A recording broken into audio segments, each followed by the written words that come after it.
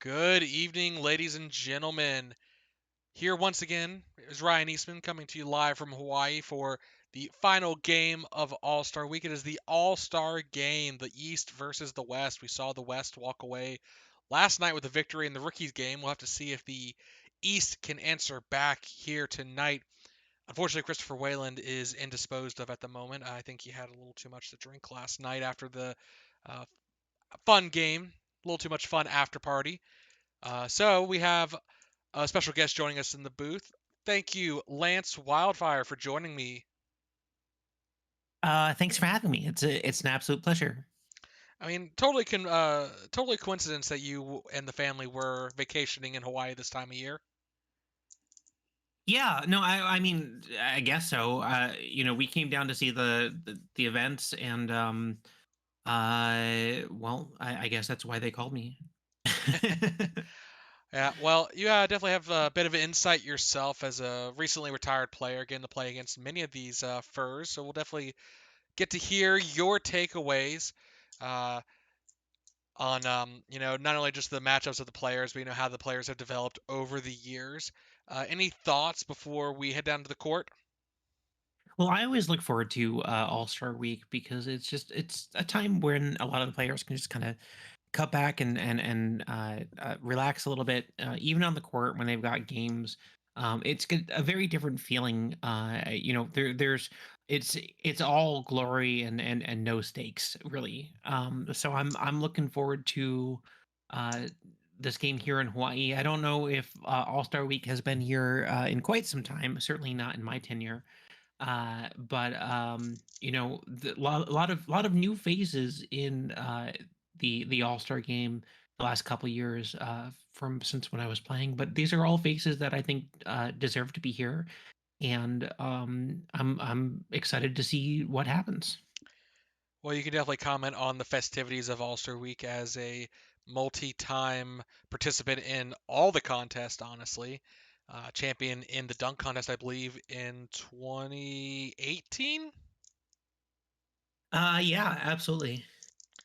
Or sorry, it would have been the yes 28. No, sorry, 2019, I think. 2019. Yeah, Yeah, Leon yeah. won I'm the sorry. 17-18. You won the 18-19. That's correct. I was That's getting the right. wrong start year going in my brain.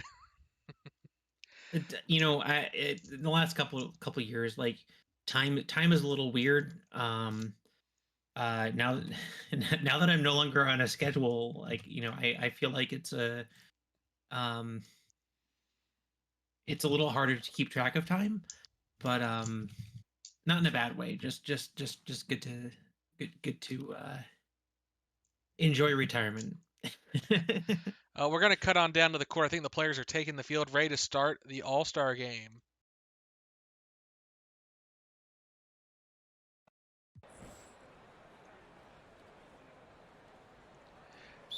Like you said, some new faces on the court for you, but quite a fair few familiar faces, I think, lining both rosters. It's the East come away with possession to start with. Dokasitis down to Turner. Dish down low to Arthur. The Tennessee Moonshiners, one of three of their All Stars getting the first bucket to fall.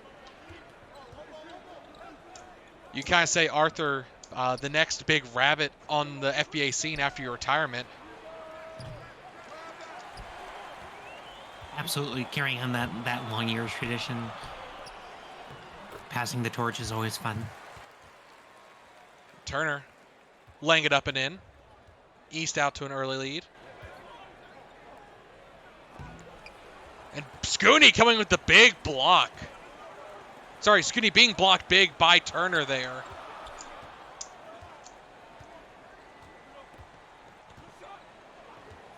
Scooney, home court favorite.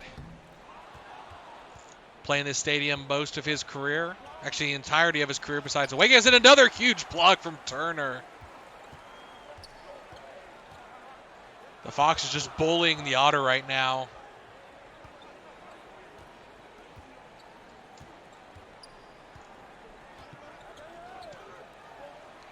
Arthur From beyond the arc is good. The East find themselves up early here by 7. So, Lance, of the All-Stars, who do you like the best as a three-point shooter? Who has the best shooting motion here? I think you have a unique ability to talk about this as one of the best three-point shooters in recent history. Well, thanks. I appreciate that.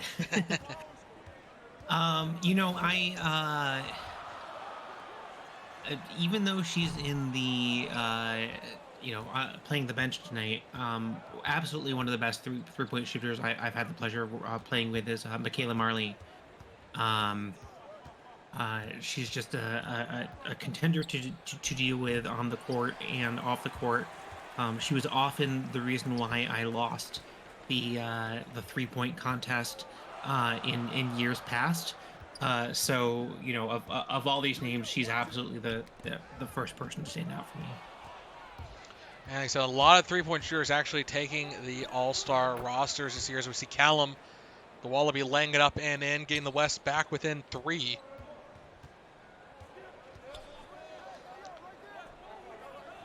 Vilkasitis with the ball.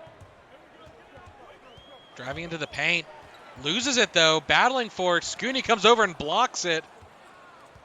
Giving a little medicine, a taste of their own medicine back to the East, as he's been stuffed twice now. But he's going to have an open opportunity to reverse dunk it there. And Lance, I fully expect a scorecard from you on every dunk, just because how many years you participated in the dunk contest. I'm sure you have some opinions about the players here. Well, I mean, Scooney's always put up big dunks in regulation play. He's got that kind of build that you can just kind of push your way through the paint, and then take a couple of seconds to really show off when you've got the chance, as we just saw here. Jake Turner been known to slam the ball in a couple times as well. Just a couple. Just a couple. Totally not at a bit of an advantage at his size. No, of course not. And we obviously Terry O'Toole. Oh, blocked again by Turner. He is just dominating Scooney right now. I mean, honestly, you look at the East. 3 of their 5 starters have participated in the dunk contest. Whereas over in the West, obviously Callum, this year's dunk contest champion. Maybe get to see him show off a little bit here tonight if gets the opportunity. Well, he's certainly one to celebrate when he's got a leg up on the competition. So I would also be disappointed if we didn't see a couple of big plays from him. And just like that, timeout for the East, or sorry, timeout by the West. East up by 7 already. They've had no trouble getting to the basket at all here tonight. At the beginning of this quarter, I thought it was going to be the battle of the bigs, but East is absolutely dominating the game at the moment. Well, I mean, it is the battle of the bigs. It's the battle of seeing how much Turner is going to shut down Scooney at this point. And that's a problem for the West. They only selected one center for the All-Star game in their voting. Whereas the East has 3, with Kierkegaard and Watterson both on the bench still to come out.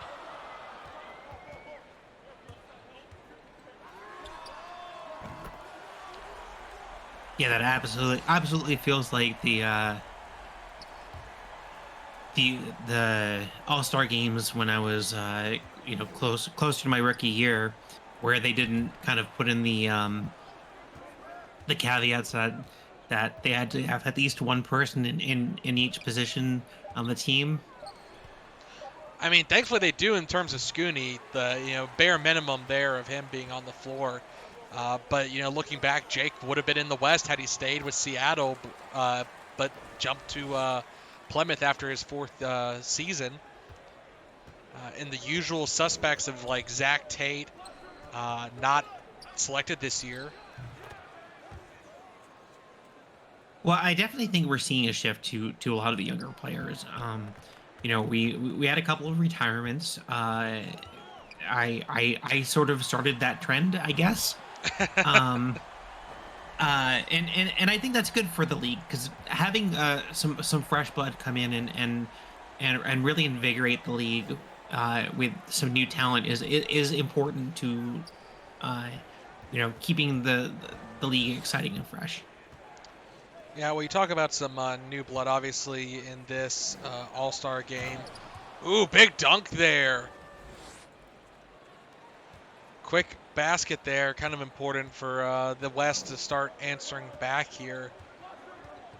But like I said, new blood, you kind of like Adge, Martin, uh, one of the newer players. I'm trying to look and see any others from that draft class that would be in. Kyler Inari as well. Uh, Birdie's in his third year now as his Callum. Sorry, Nari I think is also in his third year. I think these are all 30 years. So you've got Yeah, Cooper is also in that draft class, and I think it speaks volumes to that particular draft class. I always it's sort of the last class to come in around the time that I was playing, and I even at the beginning when I was doing kind of my pre season interviews and mentorships, uh, it felt like a very strong class, and we're definitely seeing that here today. except unfortunately all at the guard forward position, which certainly won't help out our all-star rosters for the next couple years. Hopefully enough centers manage to shine and earn themselves spots in the future all-star games. So we see both teams have made some substitutions. DuPont stepping in for the three. Could have drove to the basket, but no. Had enough room for the three there and took it. Up by 12 now, the East.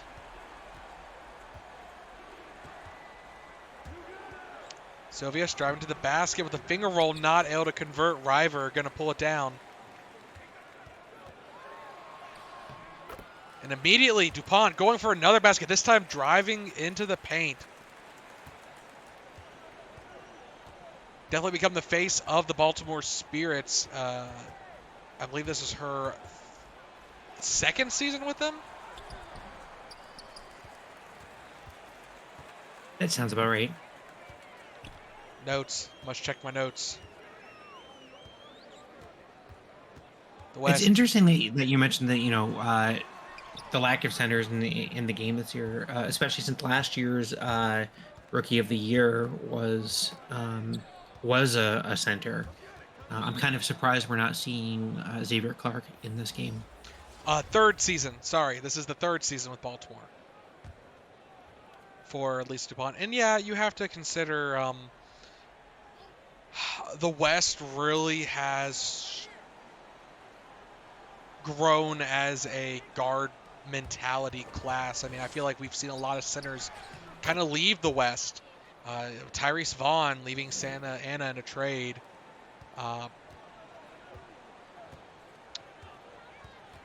I'm trying to think of the other center. DQ. I mean, DQ is still thankfully in the West, but not here tonight.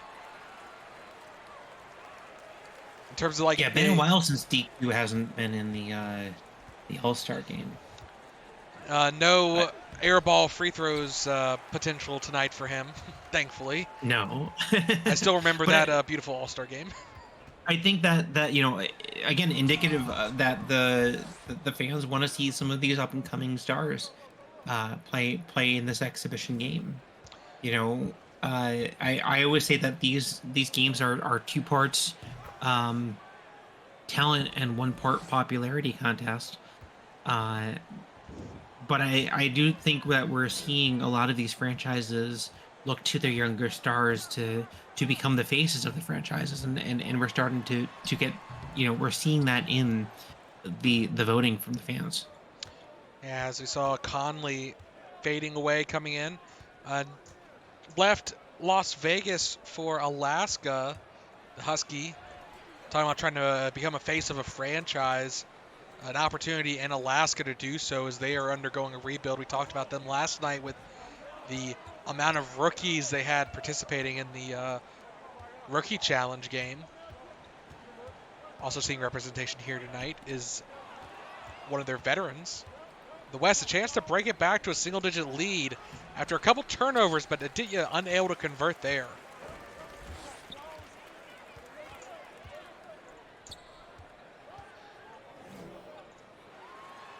Watterson just uses his big body. The Otter able to lay it up and in. And Lance, I have to get your perspective as a. I know your time in Albany was a very early part of your career. What were your thoughts on the team in the finals last year? Hang on, Lavoy Williams, the finals for the dunk contest, absolutely throwing it down with the alley-oop.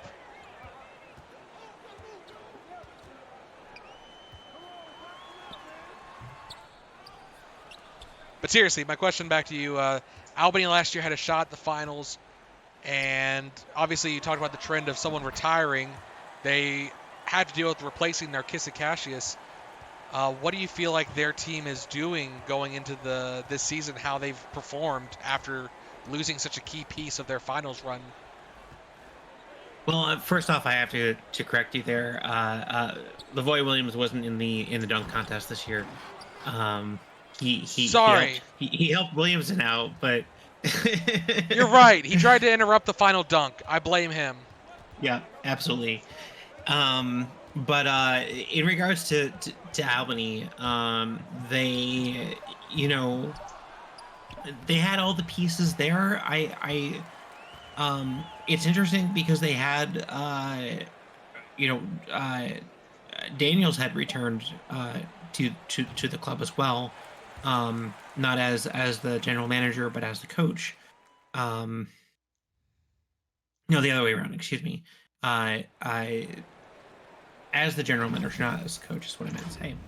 But seeing their playoff run this year before Narcissa retired, it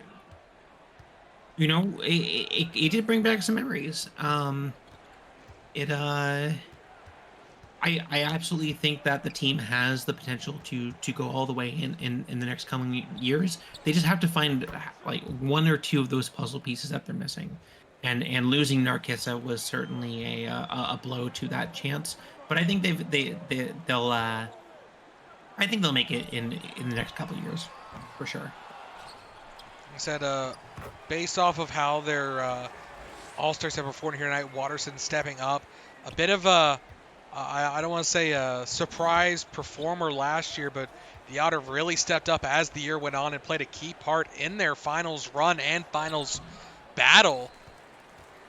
So we see the West answering back with Anari from beyond the arc, was able to bring it back, but the East not stepping off the gas at all, already at 40 points here. Well, I think Watterson is one of those players that has kind of the same situation that I had going on, where they were playing for Edmonton, and really kind of getting lost in that club, but moving to Albany was really able to fall into the role of center and really shine. Yeah, Cruz hitting a three there, extending the lead once again. And you talk about players who have come off of their rookie contract and then made the decision to make a change. A lot of players here, in fact. You look at Michael River, left Plymouth after his second year. Tyler Conley, not so much off his rookie contract as he did re-sign with LVG for a short-term deal.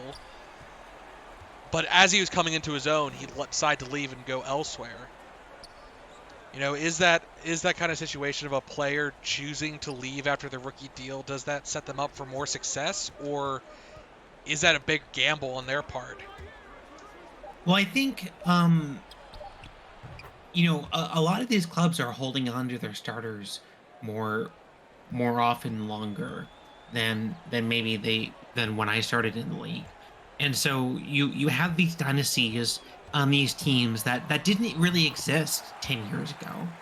And Hmm. so if you're a talented individual who's trying to become a breakout star, it can be a little bit tough to shine in some of these powerhouse teams that really um, don't need you.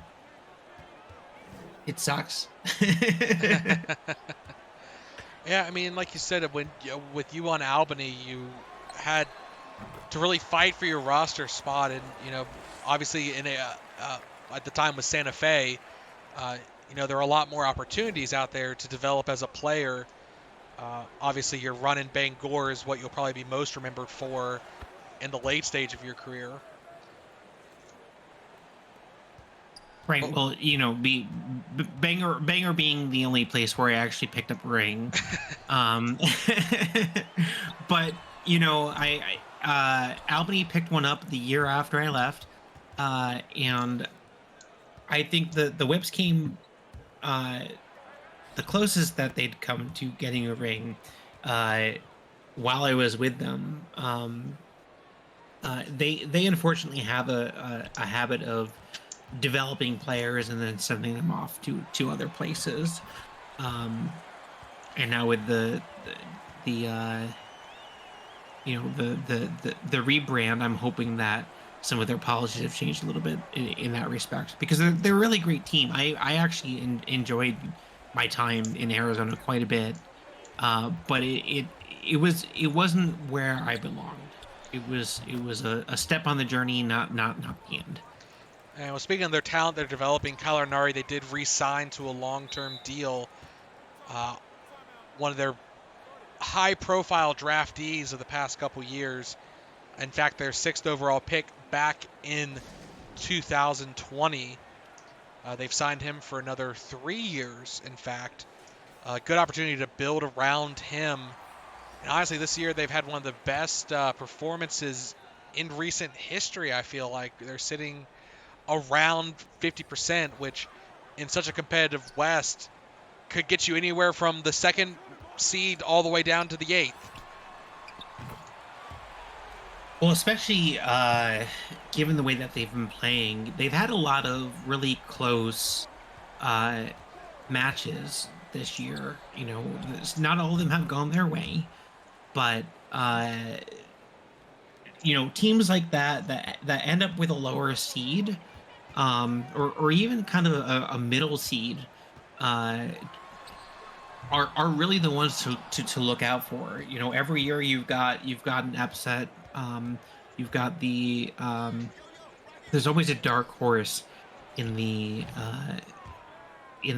tournament. Um, no offense to all of my equine friends out there, but you mentioned not the whips, excuse me, the demons, and they're kind of really building around Kyler, but there are a couple of players that are still on the team that were there when I was there as well. Morgan McCarthy has absolutely been a rock to build on uh, over the last couple of years as well. I mean, coming up on a decade now, drafted back in 2015, and as we loop back into the game, it's been a bit of a three-point contest as the West have found themselves back within 8 here. Both sides switching over to the three-ball game. So we see Vilka answering back with one of his own, pushing it back to a double-digit lead.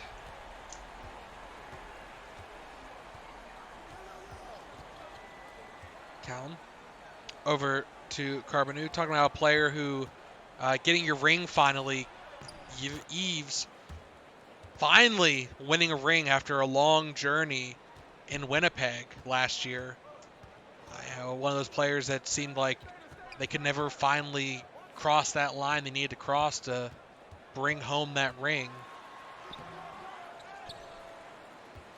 Heidkamp pulling down the board. It's always great to see a player who's just of that caliber finally being rewarded for their years of service. Um, Well, yeah, going back to in line, I mean, another undrafted player becoming a central point of a team and bringing home a ring. Obviously, we perhaps a player on this court also waiting for that such moment is Marcus Knight. But that's something you got to experience, obviously, in Bangor, finally bringing home a ring as you were also undrafted, showing really that draft position doesn't really matter in the long run. no, absolutely not. I mean, if there are two kind of keys to success in the FBI. I feel one is just sheer grit and determination, and then the other is having a really great coaching staff. Yeah, like I said, the ability to do the daily grind is really what matters in the end to your success in the FBA. Obviously, talent factors into that, but you can be outworked as one of the most talented players and find yourself on the losing side. Yeah, and some of it is just luck too. I mean, uh, Very true. A single miss could literally be the definition, a difference between a ring and uh, retiring without one. See the East building up once again, a 12-point lead here. 3 minutes left to go in the second quarter. Williamson losing the ball, battle down low. Turner's going to come up with it. Chance to stretch it further is O'Toole. Driving to the basket. Turner double teamed back out to O'Toole, who's a threat from beyond the arc.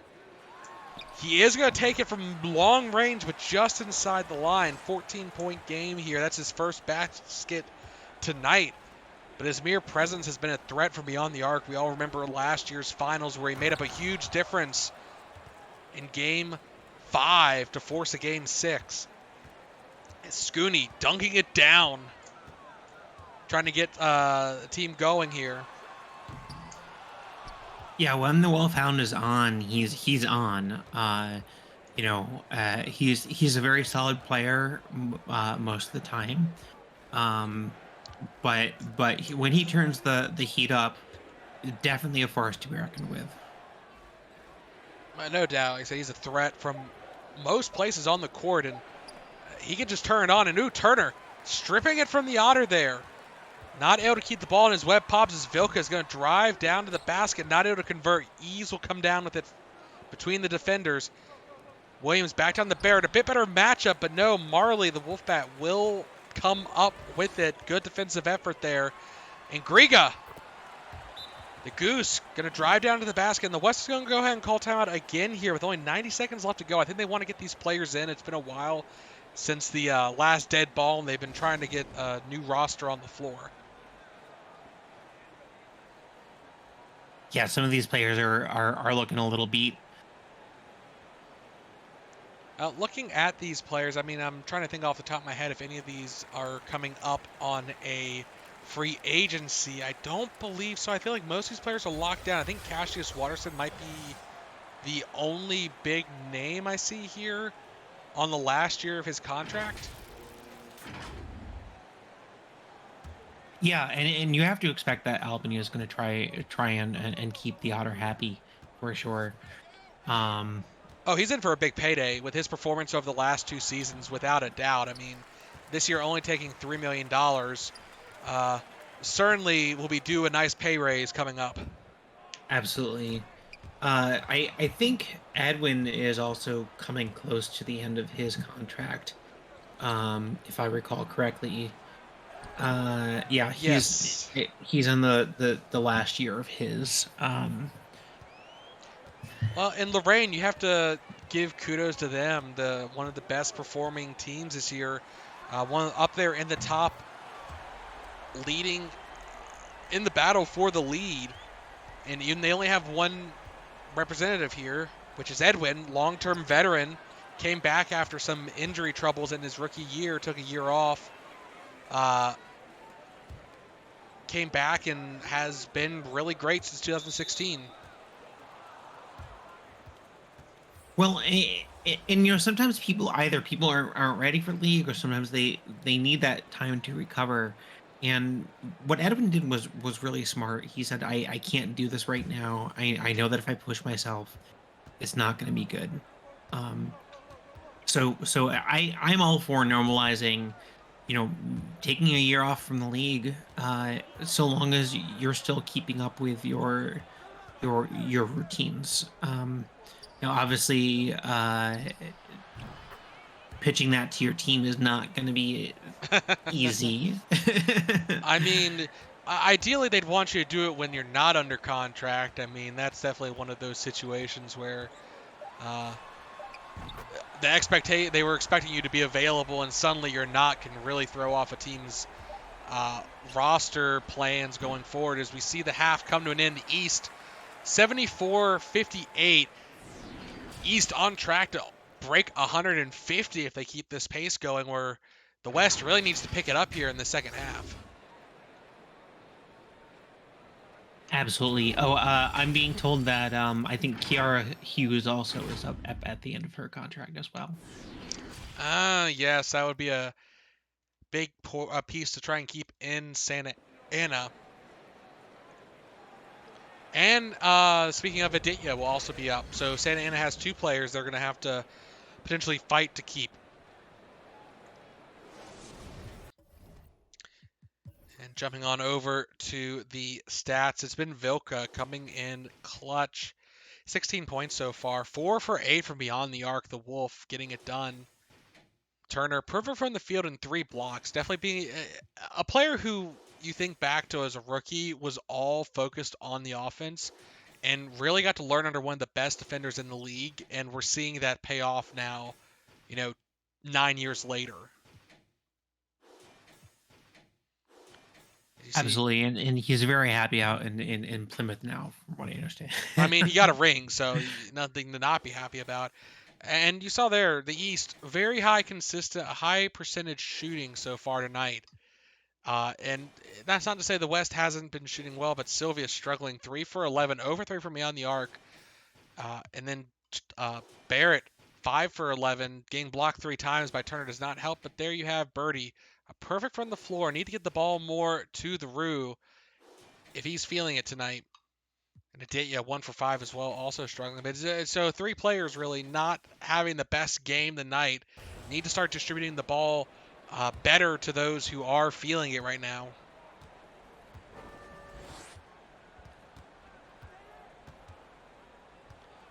The West, of course, will have the ball first. They are going to give it to Scooney, who does get the better position there and is able to lay it up and in.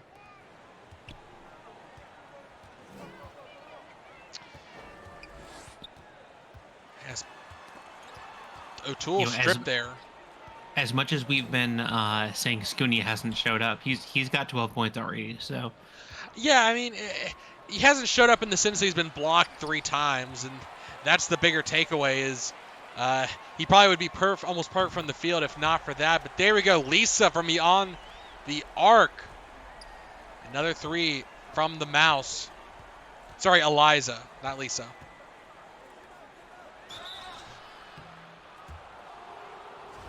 Scooney heading to the line for 2 as Turner's called for the contact. Been a pretty clean game so far. Not a lot of contact between the players. Hopefully they don't get chippy at all. This is an exhibition game. You don't want to have any kind of injuries or something get tweaked in a way that impacts your team's your performance for your team going into the big playoff push, which with how tight the league has been, no one can really afford to be missing time. Absolutely. And Turner traditionally is a little more aggressive with his gameplay. Well, some people like to say the refs. It's the 7-6 plus players get called for fouls more often. I think DQ would have opinions on that statistic as well. saying that You know, they're you a little say that, aggressive. but I got called for a lot of fouls too. I mean, Yeah, and ooh, a bad miscommunication there is they were Turner thought it was gonna be a pass, but it was an alley oop attempt. Yeah, I mean, you did like to bounce off of people sometimes. Your I was drives, like going through people's legs. That was uh, fun. I mean, driving to the basket. Hey, you got to play with one of the smallest FBA players in history with McNee. So if anyone wanted to go uh, through the legs, he did. that's very true. For sure. We also had back when I started. There were a lot of shorties when when I started with the league. Uh, I'm pretty sure Tay has the record though at 4-1. I mean, you played with him technically in Santa Fe, did you not? He was there till 2013. yeah, yeah. So Which you were was tall compared to someone for once. yeah. You know, I'd say about like 2 or 3 years in, I got I was lucky to finally hit another growth spurt. Going from 5'4" to 5'7", which was very helpful in this league. Well, I mean, don't forget you were one of the youngest players at the time. I think coming in not too long after your 18th birthday. That's true. Um, And we saw Another Turner grow player, like 8 inches after his 18th birthday. something in the water in the FBA like kind of pushes you to keep going. Um, when I joined, God, what is her name? Samantha Anderson, also a 5'4" bunny, in the league already. Um, uh, so there is, there was definitely people were looking at not just height; they were looking at kind of okay, you're short, but you're a rabbit, so you could probably jump to make the difference up.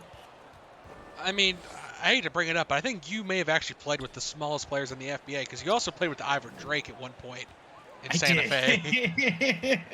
I'm starting to think. I think the Santa Fe whips were trying to like not make you feel taller because you played with some of the shortest players that were shorter than you. Well, they were building a team around me, and so they wanted me to be their big player. Uh, Yeah, center. Yeah, great. Silvius from Beyond the Arc is good. The West haven't been able to close this gap. It's still a 13-point game here. And as you saw, the East have had 7 more threes. That alone is a big difference in how this score has grown. This lead has grown. It would only be a 6-point game if it was an even stat there. And make you it mentioned 8. that as to say as Terry goes in for the jugular there. You leave him that open, of course he's going to hit it. I mean, you saw they were double teaming Turner there, and you almost have to at times, but then you're sacrificing leaving someone open. Normally, there's one starter that you feel comfortable leaving open, but here in the All-Star game, everyone can shoot a 3, as Williamson, showing, with the defense draped on the wall, be hitting a 3. I think River's the only one I'd feel comfortable saying, hey, I'll leave you open to take a 3. Speaking of, he's going to get a loose ball foul there. That's a unfortunate turnover. Both teams make some subs. Well, I mean, looking at the who was on the court for the West a minute ago, Sylvia's absolutely able to make those threes in clutch plays. Cooper absolutely able to make those threes in clutch plays. Callie Williamson, we've seen very little of tonight, but has been in the 3-point contest, not this year, but in previous years. Uh, so it makes you wonder why the West isn't taking those shots. Or why aren't they converting as much as you'd like to see? I mean, it's They definitely been trying to go to Scooney down the post, but there we go. Double team against Scooney. Leaves Cooper open for the 3. Back within 8 here. There you go. That's my boy. I mean, maybe that's a bit of the game plan there, letting them draw the attention to Scooney and then pulling it out. But again, I think the West has a little bit of difficulty they're going to have to make up here with the fact that, again, they don't have a center besides Scooney. And no offense to Scooney, at 6'10", he's being expected to match up against Jake Turner, 7'11", Luther Kierkegaard, 7'6", Cassius Watterson, 7'6". Well, that's like when the Whips are trying to play me at center, and Yeah. I mean, it is a unfortunate situation. Vilka going from beyond the arc, no good. An opportunity here. Heidkamp, fast break opportunity, driving to the basket, gets an open lane, and attacks. The jumping spider showing off there. Some elevation.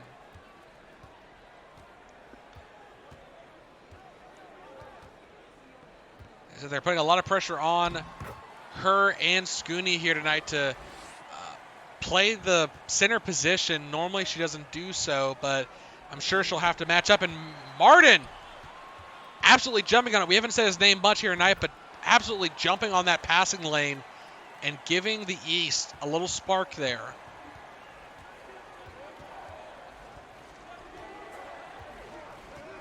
You know, I think a lot of these players are suffering from the curse. We think their praises at the beginning of the game, and they're all pretty quiet. I mean, it's been a fun excursion, I'm sure, for most of these players. And oh, Griga! The Goose taking flight there. One flap and a dunk. Big dunk there. We talk about Griga being one of the few stretch furs in the league, but showing that he can hit the dunk when needed. So you see Kiara answering back with a long range too. And the West has been shooting more consistently here than the East. They just need to clamp down on turnovers, and they can slowly start whittling away at this difference here.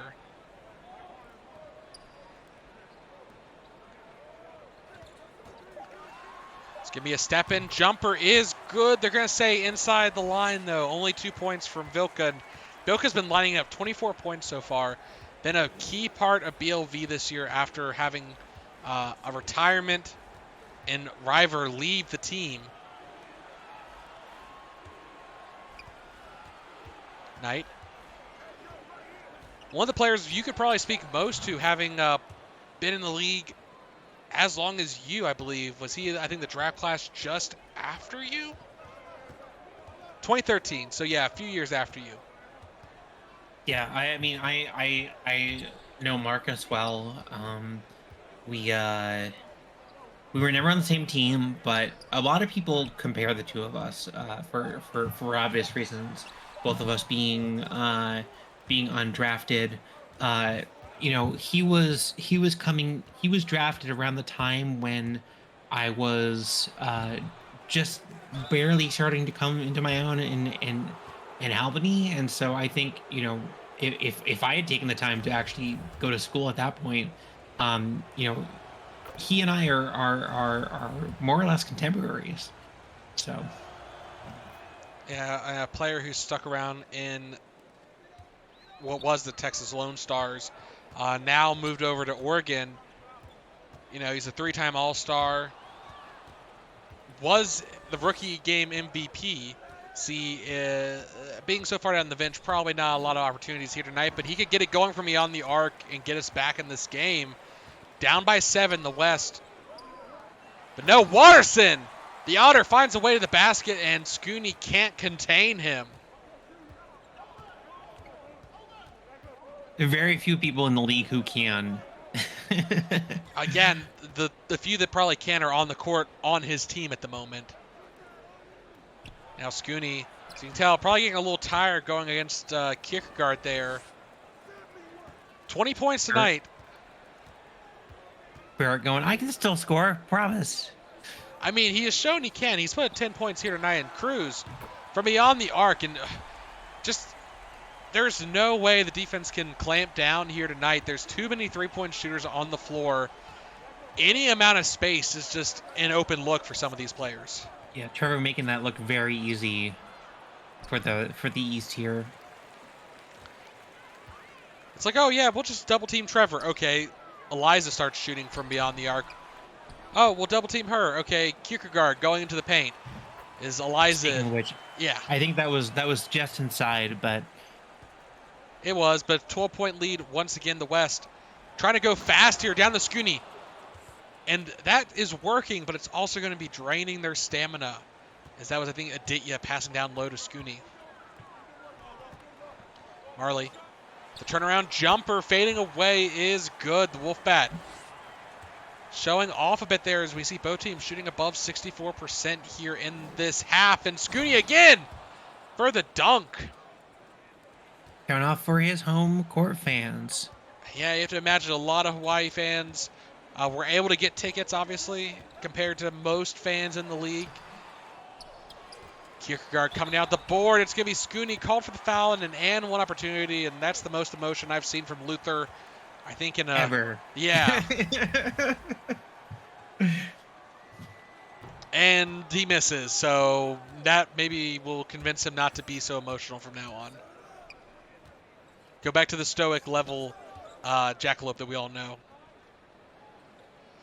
Wide open birdie. Finger rolls it in. Defense came over. Not opportunity to dunk it down, but a basket nonetheless. 2 possessions left in this quarter. The drive to the basket is no good. The West trying to go fast. Conley has a breakaway, dishing out to, ball lost. East will have the final opportunity here. It's a 10-point lead. A chance to add to that, though. And Eliza up to Marley. Over to Cruz. He hit from here a little while ago, and he does again. I mean, what do you do? I mean, Cruz intercepting the ball again. Marley going to show up a 3 at the buzzer, but not able to convert. This definitely has been a high-scoring game. This would be a normal game score right now, but we still have 12 minutes left to go, Lance. We absolutely do, and the East is dominating this game. You know, as someone who is more East than West, I appreciate that, but I do like to see these games be a little more evenly matched. They're a little more exciting, instead of being an absolute blowout as we're starting to see here. Yeah, I mean, they were back within single digits multiple times here tonight, but just not able to really clamp down and get it back within a basket or two. Zadilla finds a way around all the defense. Turner, I believe, was in the way a bit there. Kierkegaard. One of the 2 blondes on the court right now. As Eliza from beyond the arc is good, and 16 points here. Ooh, difficult situation. It doesn't feel like the East can miss from beyond the arc. Not an insurmountable lead, but certainly a tough one to climb at this point. Yeah, this one is just about trying to have some fun. Is O'Toole. He hit from there earlier, but Sylvius in his face, able to impact the shot. See the starters back out on the floor. For the most part, Aditya still in for Callum. Sylvius, the step back 3 is good. Had a cold first half. Hitting a 3 here to start the final quarter might be a good way to try and chip away at the lead, but now the West has to clamp down on defense, which has been a point of struggle for them tonight.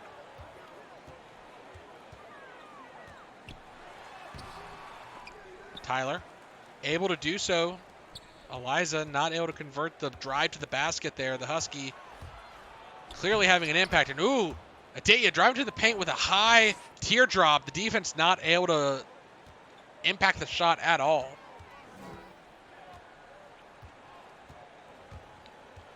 O'Toole driving to the basket. Tip, maybe? I can't tell. I think River may have been the intended pass target. That's his 3rd basket. A bit quiet is the deer, but you can't knock his his style, his success over the years has been honestly better than Pretty none. loud. Yeah, I mean, 2 championships with 2 different teams in 2 years. Hoping to do so for a 3rd team now as he's come to Tennessee. No good. East is starting to get a little sloppy with their play here. Well, some fatigue starting to slip in, and Tyler down low in the post. The Husky battling. Able to get it there. 11-point game. The West, a chance to get it back to single digits if they can get a stop in a basket here. Calling for a screen to get Terry open on the perimeter, but no, he's going to drive to the basket. Losing the ball, Birdie comes up with it. Fast break opportunity. Aditya to the corner. Eves rattles it in, and just as you said it was a blowout, a 10-2 run brings it back within single digits. I don't blame East here for calling a timeout. I mean, you just gave up a double-digit lead, and it's been sloppy. That's the point you made earlier. You know, turnovers, some tough shots. Like, there's a difference between a tough shot not going your way and just dropping the ball in your opponent's hands. Yeah, and you know, with a lead that large, you can afford to do that maybe once, but if you keep it up, that lead's going to disappear fast. And of course, they're going to give to Vilka. He's been hot tonight, especially from beyond the arc. Might be the one to clamp it down as you see a step in 3 does rattle in. It wanted to take a trip around the hoop and comes home in the end. But a fast play to Conley is how the West is going to answer back.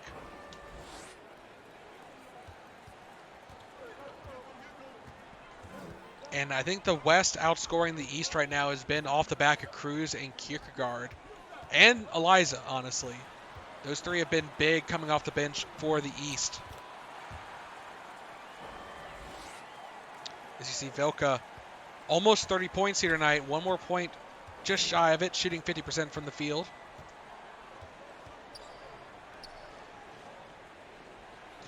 See if the West tries to use the 3 game to get this game back under control. And Cooper battling against Turner. Had a good look at the basket, but not able to convert.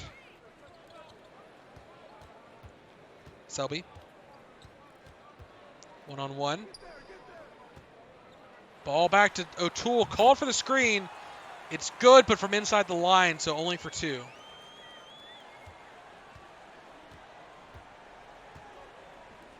And again, the fast play, Scooney.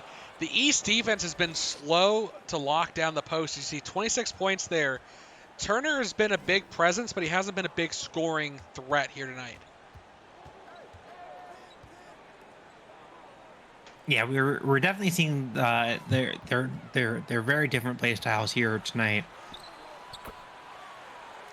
Well, and that's the thing is Turner's almost been able just to score when he wanted to, which when you have a lead of 13 right now, you really don't feel the necessary to constantly fight for the score.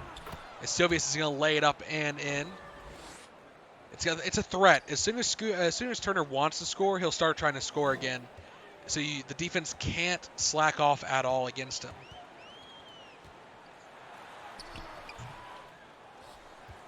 Missed shot there. West in a fast break possibility. Slowing it down, though. Setting up for a play. It's Williamson with the ball over the defender. Off the back iron. No good. I believe Cooper had a great lane there, but gave it to Williamson, who kind of threw the ball away. And Vilka, a bit of a challenge to face off against for Callum. Like I say, he's been very hot here tonight. Martin. Inbound to Selby. Back to Martin. Going to give it to the Wolf in the post, and Scooney going to get called. No, Williamson going to get called for the foul, not Scooney. That's 30 points now for the Wolf here tonight. Arguably player of the game with his performance here tonight, knocking the second down as well.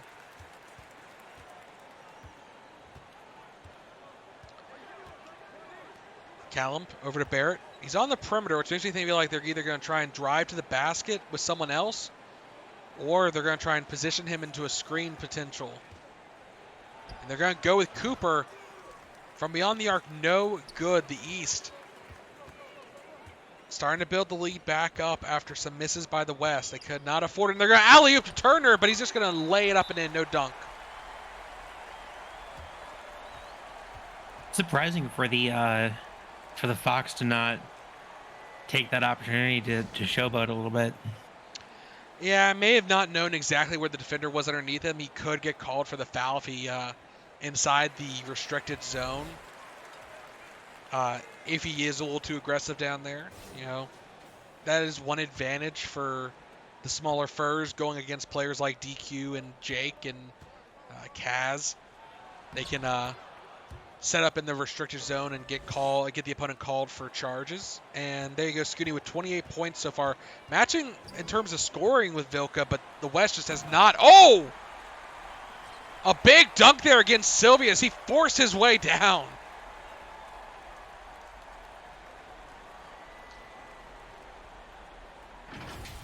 Weasel went flying. Yeah, not the way he wanted to go. No. He said, sent packing there as Cooper gets a screen from beyond the arc. 3 is good. Cooper's been trying to make that shot all night.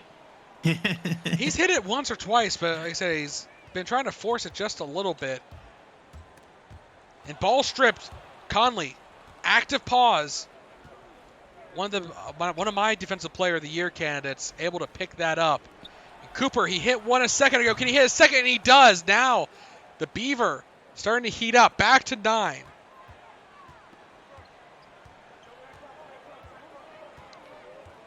He heard what I was saying about Yeah, him. I mean, you anger the Beaver, and now he's bringing the house down. Alley-oop attempt intercepted. Sylvia's coming up with it. Williamson, fast break, one-on-one. Can he beat the defender? Spin move under the basket, but no. The block. However, Vilka steps out of bounds with the ball, so it will stay with the West. Fancy play from Williamson there. The spin move almost made the Wolf lose track of him, but he was able to get his paw up. But Conley left wide open. They completely lost him in the shuffle. The West is back in it now.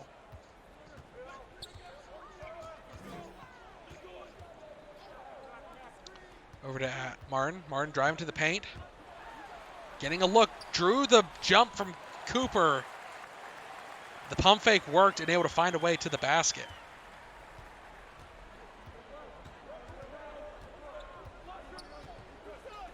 Williamson driving. Gets a free lane thanks to Scooney. Laying it up and in. That's his 7th point here and 7th assist. 7-7-7 almost. Lucky jackpot roll maybe incoming. Too bad Game League's not allowed in Hawaii. Well, I mean, I'm sure they could make a stopover in Vegas on the way back. Alley-oop attempt, bad pass there. Again, miscommunication. These players don't play together often. So, these kind of last-second drawn-up plays, and like that, the West is back within 5. A game we thought was going to be a blowout. Back to 2 possessions here with 3 minutes left to go. I like that right now the West is just going, let's give it to Barrett. He seems to be putting up points. Well, it's Barrett and Cooper. Cooper has put 6 points up in the last 2 minutes alone with 2 big threes, and that's just how dramatic the momentum can swing with a superb three-point shooter. We saw it in the finals with Terry O'Toole able to overcome a seemingly impossible deficit to push it to overtime. We're going to see Vilka taking a tough 3. Turner not able to do enough on the screen. But watch out, Scooney. The defense not there, and he just dunks it down. I think Vilka may have gone cursed here with the early player of the game graphic coming up for him. There's a big block there by, I believe that was the Husky, Conley, sending it out of bounds.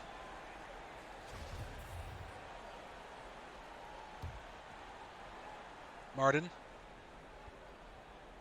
Got to find someone. Over to River. Back to Martin on the perimeter. Not as strong as a three-point shooter, but Sylvius has to be worried about Selby posterizing him again. But instead gets fancy with the layup as the shot clock was starting to wind down. And I don't know if I can call it a 16-6 run in 10 minutes. That's a pretty long window to call a run, as Sylvius unable to answer back with a layup of his own.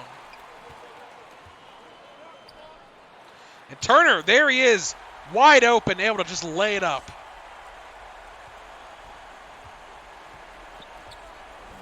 And as you said, Scooney just been so hot today. Another dunk for him.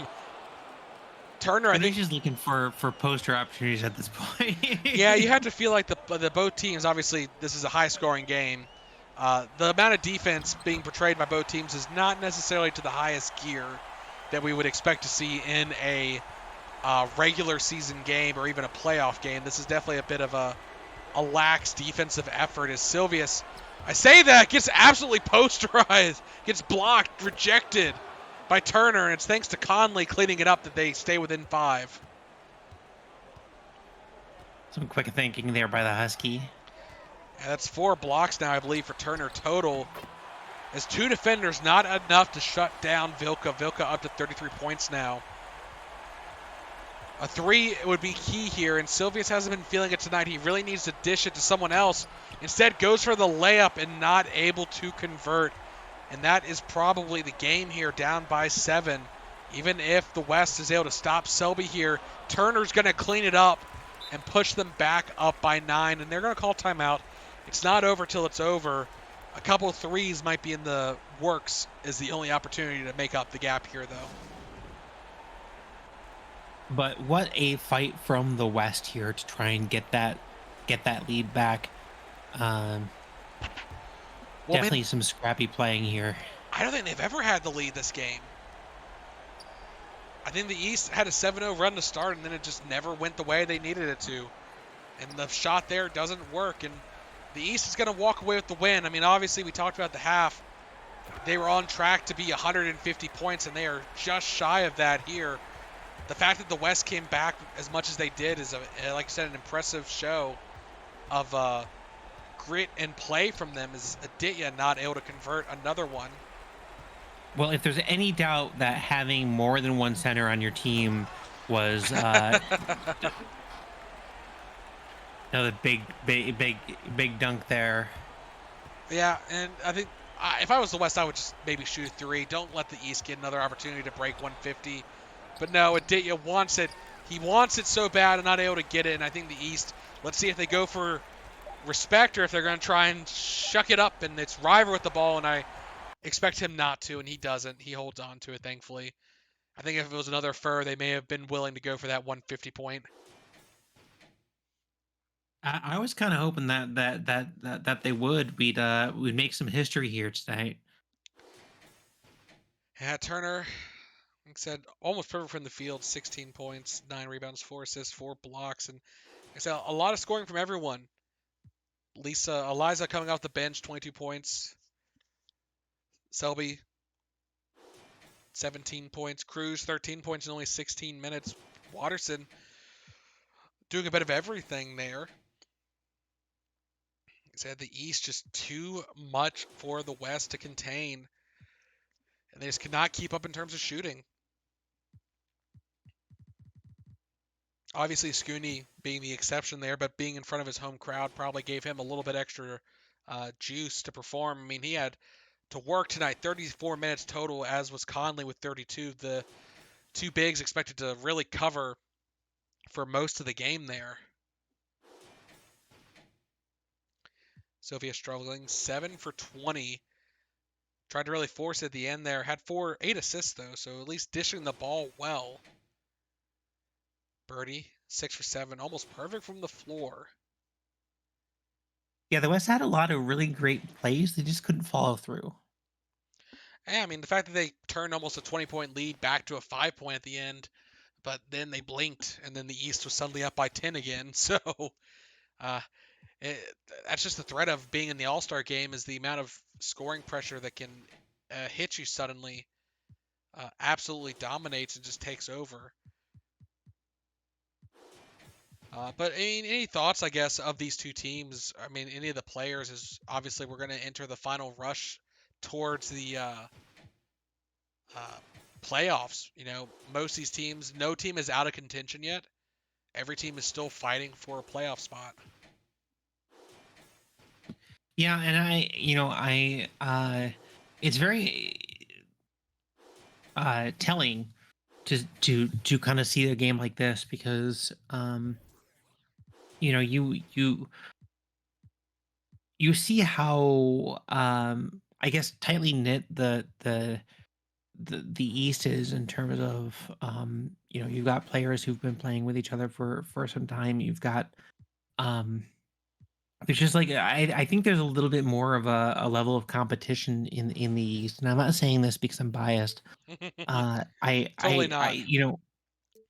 The I think part of it comes from the fact that all of the teams on the East are much closer together geographically, and so you have a little bit more of a rivalry going on. So when you've got these players who are normally neck and neck in their conferences who kind of come together, you have I think you've got a little bit more of cohesion and camaraderie there. Um, as we're getting into the late season here, um, I'm curious to see what happens in the playoffs because you do have a couple of breakout teams in the West, but um, the the I think you mentioned Albany before. They could be in contention. Plymouth could be in contention again. Um, there's a really lot of strong players coming out from the East here, and we saw that tonight. So you're blaming Alaska and Hawaii, got it, for being Yeah, too far sure. away. Yep, exactly. Yep. Well, Uh, they can't all get together and like shit talk each other. Um, uh, all of the or, all of the Northeast teams are within 3 hours of each other. They can all get together and uh, you know roast play marshmallows while some. they're snowed in. Exactly. Only one team comes out alive in the end. But yeah, and looking at the teams, we saw three of Tennessee's team players represented here tonight. A lot of eyes on them, a lot of expectations with River coming in. They made some big moves in the free agency. Uh, like I said, you have the finalist of last year, Albany, seeing if they can match up. Tallahassee, with their rookie class, has really improved as a team and is looking stronger. And obviously, Lorraine, a team that, for years has kind of struggled in the middle of the pack, finally seeming to put it together and make a push towards a big playoff run. Whereas the West, we're still trying to figure out what's going on. We talked about last night. They have split the division, reorganized the division. So these teams are really trying to figure out where they stand, even within their own division, let alone the conference. And I think it's going to be a year or two before we can really establish which teams are ones to keep an eye on. You mentioned Selby earlier as kind of one of the breakout stars of this year, really becoming a household name, and I think as a representative in Tennessee, you've got some obviously some other really great players there as well. I if I had to put any money on any team this year, it would definitely be Tennessee. Like I said, a dangerous team that could make a big playoff run. River has the experience, and he can potentially be an anchor, a steadying force for the team if they do make a playoff push. But there's a lot of hungry teams out there. And any final thoughts before we wrap it up for the night? This has been an absolute pleasure. Thanks for having me, and let's do it again sometime. Yeah, thank you once again for coming in. I mean, I'm sure uh, you enjoy being away from the game and being with the family, but I'm sure you also miss it. So this is a great way to, to keep your paws in the pool, so to speak. Yeah, absolutely. I've helped bang around a couple times in practice, but this is being here on the court was an absolute treat. I hope Mr. Whalen feels better soon. But his loss is my gain. So thanks. Thank you once again, Lance, for joining me. I've been Ryan Eastman. Thank you all for tuning in. We will see you next time as we continue our march towards the playoffs. Who will come out on top? Who will be hoisting the championship trophy? No one knows. It's all still up in the air. Thank you for tuning in. We will see you again next time. Have a good night.